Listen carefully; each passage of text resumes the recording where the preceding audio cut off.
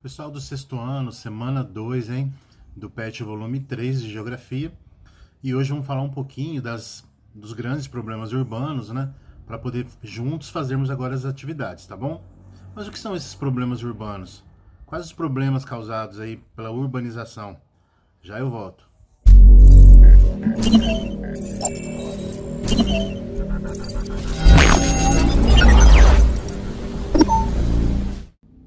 Os problemas urbanos, então, são causados porque um monte de gente, praticamente em pouco tempo, resolveu sair das áreas rurais, né?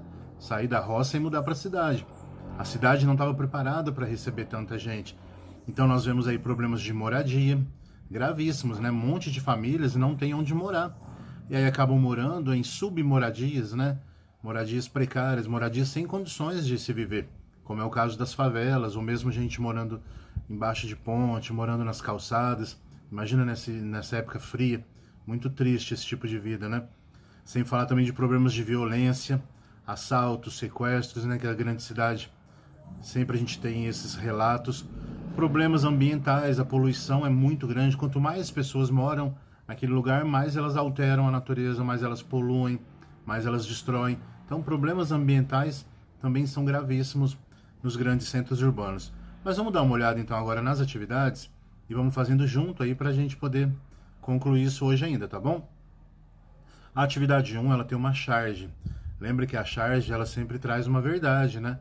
É uma maneira, às vezes, até de brincar com o assunto, mas ao mesmo tempo trazer uma reflexão, trazer um pensamento sério para nós.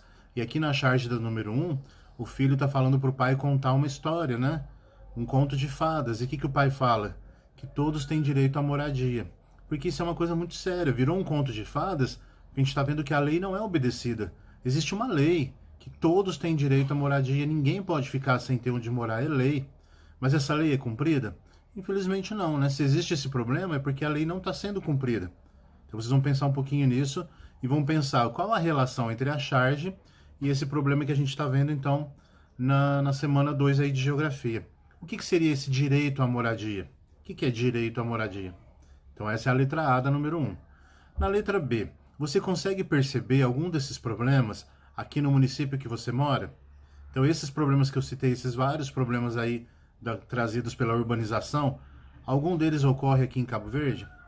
E caso ocorra, você tem que falar quais que ocorrem.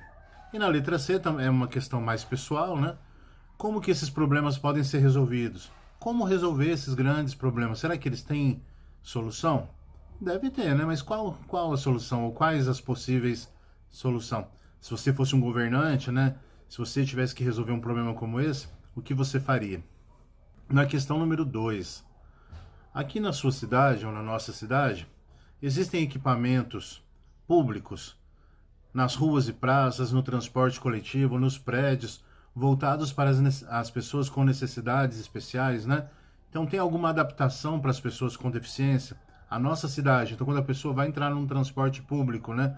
Um ônibus, um trem, no caso da nossa cidade não tem esse tipo de transporte público, mas existe algum tipo de adaptação quando a pessoa vai entrar nos prédios ou nas casas, nos prédios públicos, né, como a prefeitura, tem adaptação, tem rampa, né, tem todo esse tipo de adaptação mesmo para as pessoas com necessidades especiais. E caso tenha, é suficiente para todos os deficientes que porventura existam na nossa cidade? Na número 3, infelizmente o mapa não está muito bom, né, o mapa desse PET ele tem problema de qualidade, a legenda nem se fala. Mas vamos pensar o seguinte, quanto maior esse círculo que você está vendo no mapa, maior a quantidade de submoradias, né, de esses aglomerados subnormais. Né? Subnormais é aquela casa que está abaixo da normalidade, né? Que é o que eu falei, a questão das favelas, por exemplo. Então, quanto maior o círculo, mais casos aí de submoradias.